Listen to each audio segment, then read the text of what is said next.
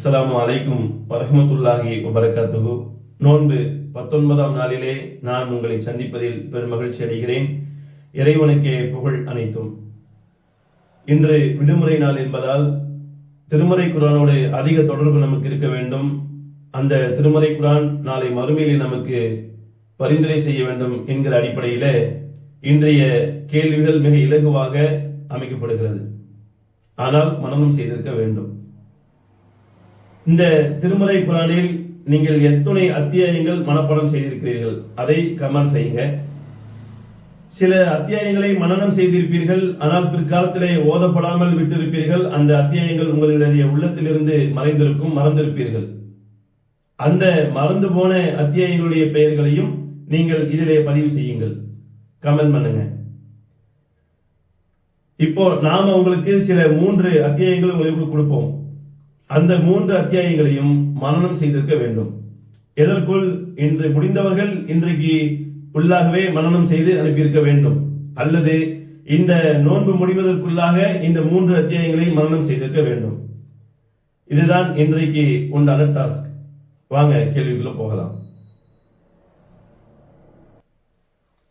மனனம் செய்ய வேண்டிய முதல் அத்தியாயம் கியாமா என்கிற அத்தியாயம். இறைவனை சந்திக்கக்கூடிய அந்த விஷயங்கள் குறித்தும் மறுமை குறித்தும் அந்த கியாமத்து நாளை குறித்தும் வரக்கூடிய அழகான ஒரு அத்தியாயம். படித்தாலே அச்சம் வரக்கூடிய ஒரு அத்தியாயம். அந்த அத்தியாயத்தை முழுவதுமாக டைப் செய்து நமக்கு இந்த கமெண்டிலே பதிவு செய்திருக்க வேண்டும். இது முதல் மனனம் செய்ய வேண்டிய அத்தியாயம். இரண்டாவது மனனம் செய்ய வேண்டிய அத்தியாயம் இன்சிகாக், 84வது அத்தியாயம். இந்த 84வது அத்தியாயத்திலே இறைவன் மறுமை நிலை குறித்து, மனிதனுடைய மறுமை நிலை குறித்து அழகாக பேசியிருப்பான், எச்சரிக்கையூட்டி இருப்பான். அந்த வசனத்தை முழுவதுமாக டைப் செய்து நமக்கு இந்த கமெண்டில் அனுப்ப வேண்டும்.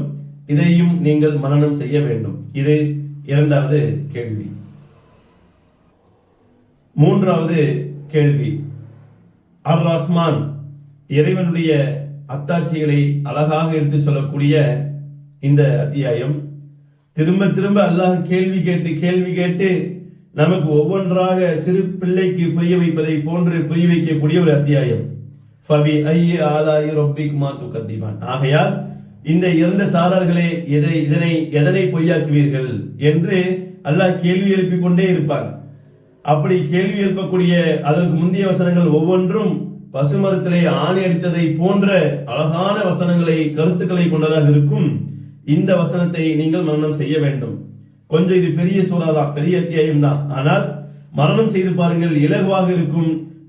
எதை நீங்கள் மனனம் செய்தீர்களோ அதை தொடர்ந்து ஓதி வாருங்கள், அல்லது ஓதி பாருங்கள், அல்லது ஓதி கொடுங்கள். இப்படி நீங்கள் செய்து கொண்டிருந்தால் அந்த அத்தியாயங்கள் உள்ளத்திலே அப்படியே இருக்கும்.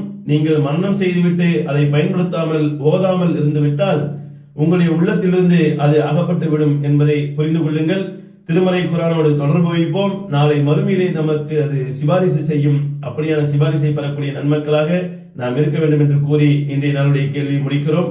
அஸ்ஸலாமு அலைக்கும் வரஹ்மத்துல்லாஹி வபரகாத்துஹு.